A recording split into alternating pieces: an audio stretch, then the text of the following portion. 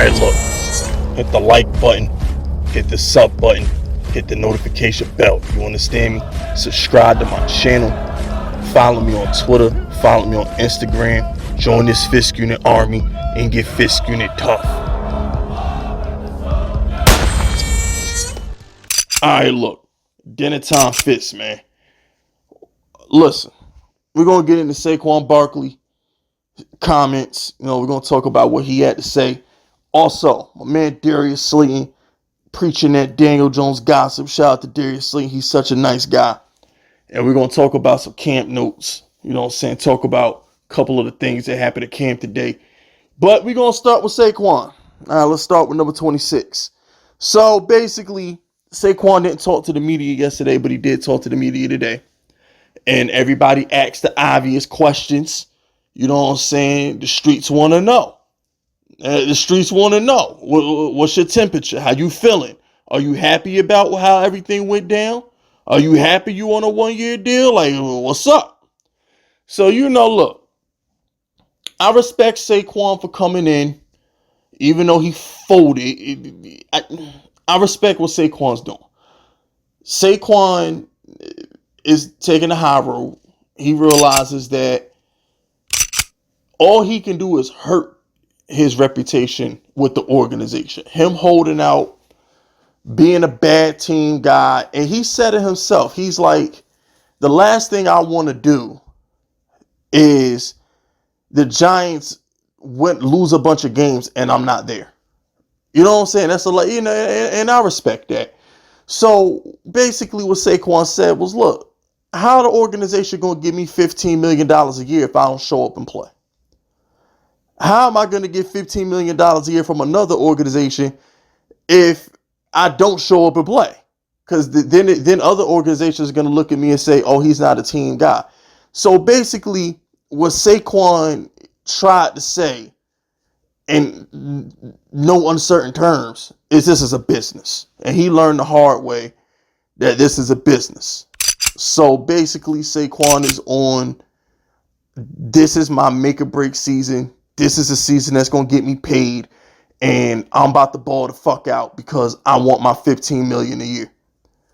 And I respect that. That's how Saquon should feel. That's how he really should feel. I don't know, I don't know if anybody going to give him $15 million. Because listen, let me tell you something. You don't just throw $15 million out of thin air, bro. When Saquon said, I can't expect them to give me $15 million if I don't show up and play, that nigga asked for $15 million. That was his price. The cat is out the bag. I don't want to hear nothing. Saquon asked for $15 million. If the Giants gave that man $15 million, we'd be the laughingstock of the league.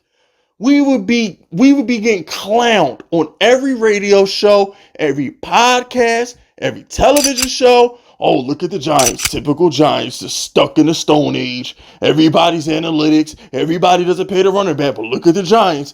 $15 million. The earth would have stopped moving if we gave that boy $15 million. Please. But look. Shout out to Saquon, bro. I saw that catch you made yesterday. If you listen, bro, the way he shook McKinney yesterday, if you play like that, you'll be worth $15 million. Because that's the only reason why Kamara got $15 million is because he can play receiver. So Saquon, listen, bro, if you want to go out there and get your Alvin Kamara on and start shaking and baking, hitting safeties and linebackers with the ooh-wee, then we good.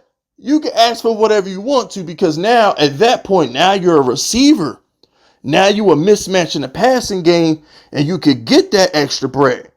These regular running backs, I don't know to tell y'all, but, if you want to become a part of the passing game like a Kamara or a McCaffrey, then yeah. All right, so shout out to Saquon. I'm glad he's in the building. Let's do what we got to do. Now, on to Mr. Nice Guy. You know what I'm saying? Shout out to my guy, Darius Slayton, number 86. He's a nice guy. You know what I'm saying? I ain't going to talk about how many balls he dropped because that's in the past. I'm not going to talk about that. Listen, I heard through the grapevine that Darius Slayton got some new gloves that don't drop shit. That dude can catch an anvil with them gloves, okay? He got them gloves that with magnets on. I'm talking Fast and the Furious level magnets. Remember when they was in the Fast and the Furious and they had the magnets on the car and they were driving through the city tearing shit up? That's Darius Slayton. All Daniel Jones got to do is throw the ball within 10 yards of this motherfucker and them gloves going to catch that bitch. Okay, so Slayton going to have a good season this year. But he was asked on the potential of Daniel Jones. He was asked on the ceiling of the anointed one, the chosen one, the one who fell from the sky to deliver this fucking team from evil. He was asked about his ceiling. And he said that he don't have a ceiling. He says Daniel Jones doesn't have a ceiling. And he's right. Daniel Jones don't have a ceiling because Daniel Jones has the potential to be the greatest quarterback that ever lived. Have you seen the way he runs? Have you seen the way he throws? Have you seen how clutch he is? Have you seen his composure? Daniel Jones has the makings to be the GOAT. All right? He just needs his coaching staff and his teammates, 86, to catch some balls and draw up some good game plans. And, you know, Danny will proceed to do GOAT shit. So shout out to Daniel Jones for being him in all caps. And shout out to Darius Slayton for being the Daniel Jones truther. And, and I love how media members and bum ass podcasters is out here with no DJ slander t-shirts like y'all wasn't slandering Daniel Jones all of last year. I love how they switch up. That's why I don't like these niggas, man. That's why I don't like these motherfuckers. Because they was burying Daniel Jones and calling me an uneducated fan for defending Daniel Jones a year ago, and now they want to put out t-shirts talking about some no DJ slander. Man, y'all see what I'm talking about? Do y'all see what I be talking about when I be saying these dudes are snakes? You see what I be talking about? They ain't no morals, no spines, no accountability. Daniel Jones is not the future. He sucks. He stinks. A year later, no DJ slander t-shirts. Stand on your words, bro. Come on, man. I shitted on Saquon for a week straight and ain't said sorry yet. I stand on mine. It is what it is. But training camp. Smiths was with the one. All right. So our bona fide stud of a center practiced with the ones today. That's good.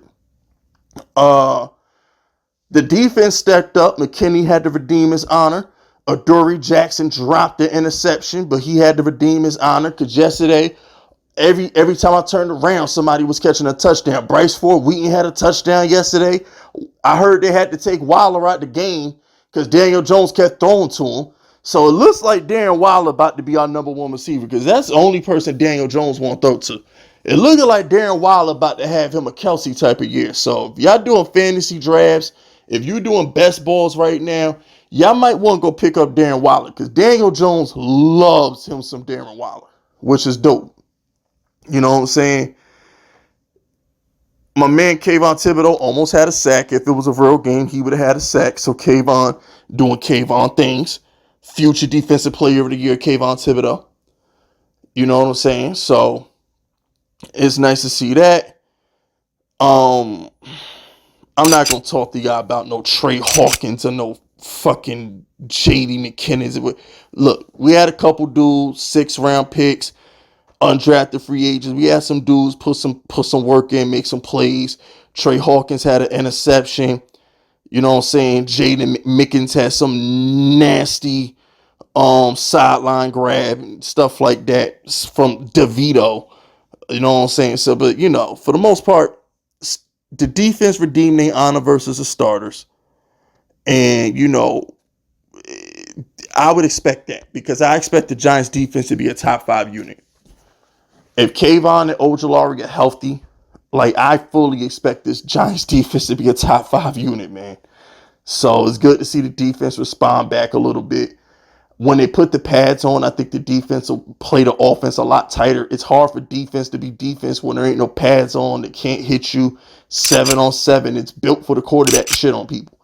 But I fully expect when the pads come on and they take it a little bit serious, I do expect the defense to look a whole lot better. But anyway, that's my day 2 recap. Y'all enjoy y'all dinner. And you know what I'm saying, bang your girlfriend real nice, get you some good sleep, and get ready for tomorrow. That's it, that's all. Subscribe to the unit if you're rocking with me. My name is Fist Vegas, and I approve this message.